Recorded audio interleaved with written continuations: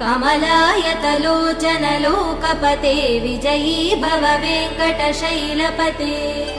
स चतुर्मुख षण्मुख पञ्चमुख प्रमुखाखिल दैवतमौलिमणे शरणागत वत्सल सारनिधे परिपालय मां वृषशैलपते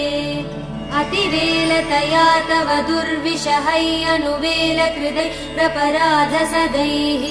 हरितं त्वरितं वृषशैलपते परया कृपया परिपाहि हरे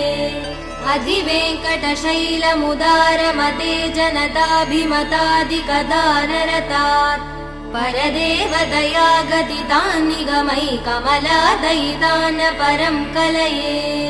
कलवेणुरवा वसगोपवधू शतकोटिवृतात् स्मरकोटिसमात् प्रतिवल्लविकाभिमदात् सुखदात् वसु